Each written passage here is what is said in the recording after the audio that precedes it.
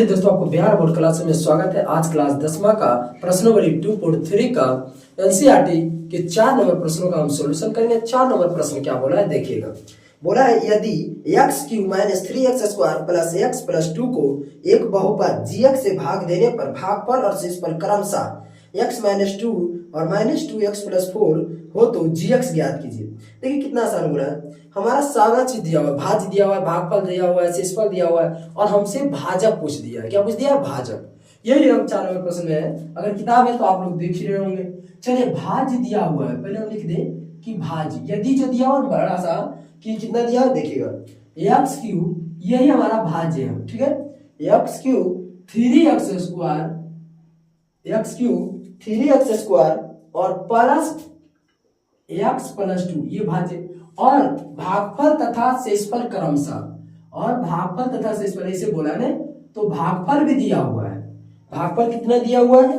तो x - 2 दिया हुआ है, x - 2 और शेषफल भी दिया हुआ है। शेषफल क्या दिया हुआ है? शेषफल भी दिया हुआ है। शेषफल कितना दिया हुआ है?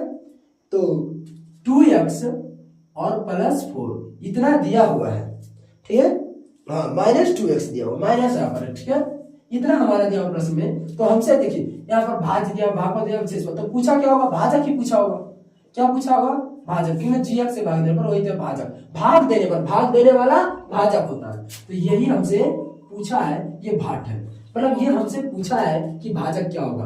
तो चलिए युग्मन विभाजक का एक सूत्र जानवे करते होंगे कि भाज्य बराबर भाजक गुणे भागफल और प्लस होता है शेषफल, प्लस होता है शेषफल, यही सूत्र होता है।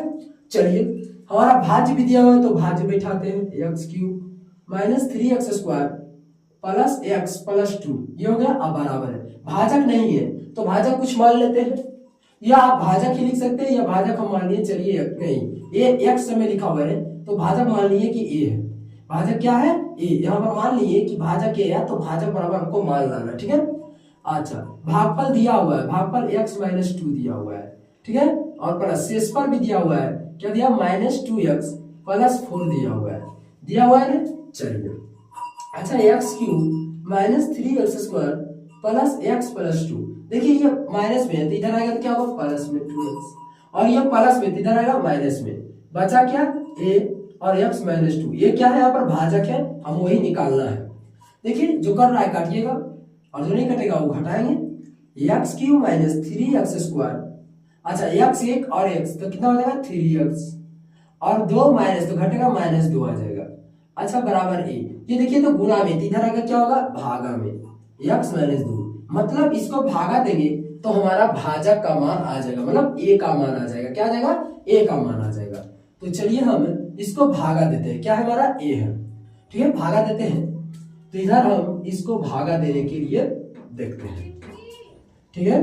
तो x - 2 से भागा देंगे, x³ - 3x² प्लस 3x - 2, चलिए भागा देते हैं। ऐसा भाग बताया कि सिर्फ हमको आगे देखना है। x की चाहिए, मेरे पास x है तो कितना गुना करना पड़ेगा? x² से, तो x² से कीजिएगा तो x³ माइनस 2 से गुना कीजिएगा 2x², यहाँ प्लस है तो माइनस है, माइनस है तो प्लस हो जाएगा, प्लस माइनस खत्म।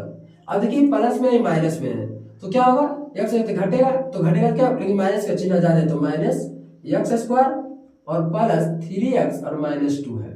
फिर यहाँ माइनस है तो यहाँ पर भी माइनस हो जाएगा।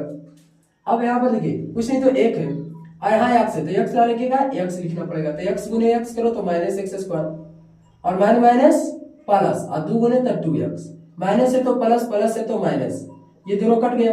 अब देखिए माइनस है आई प्लस है तो क्या होगा? घटेगा, माइनस प्लस माइनस, तो यहाँ प्लस का चिन्ह ज्यादा इसलिए x और -2 बचा हुआ था 2 लिख दिए, घट गया, ठीक है। अब देखिए सेम है तो एक बार में, कितना बार में? एक बार में, और आगे प्लस है तो प्लस हमने एक बार में लिखे, कितना बार में? एक बार में। तो x - 2, अब यहाँ पर माइनस, यहाँ पर प्लस, तो ये दोनों से क्या हो जाएगा? कट गया, ये भी कट गया, मतलब 0 आ गया। क्या आ गया? 0, ठीक है। तो हमसे क्या पूछा था कि दोनों के भागा देने पर कितना आएगा, ये पूछा था हमसे कि दोनों के भागा देने पर कितना। तो हमारा ये आंसर हुआ, क्या हुआ हमारा? ये आंसर, भागा देने पर कितना आया? तो आ गया x² - x और +1 बराबर a। तो ये क्या है हमारा भाजक है, तो अतः भाजक बराबर आ गया x square minus x plus 1, यही हमारा आंसर हो गया। तो इस तरीके से हमने 4 नंबर प्रश्नों का सॉल्यूशन किए हैं। अगर अच्छा लगा हो तो वीडियो को लाइक कीजिएगा और चैनल पर नहीं तो सब्सक्राइब कीजिएगा। इस तरह प्रश्नों वाली पूरी खत्म किए हैं। और किसी भी तरीके से तो मेरा मोबाइल नंबर है जिस पर आप व्हाट्सएप नंबर भी है 8797437591, इस पर आप पूछ सकते हैं। कोई भी विषय हो, क्लास 9 या 10वां का, पूरी तरीके से इस पर सॉल्यूशन किया जाता है। तो ठीक है, जिसको भी स्क्रीनशॉट लेना हो ले सकते हैं।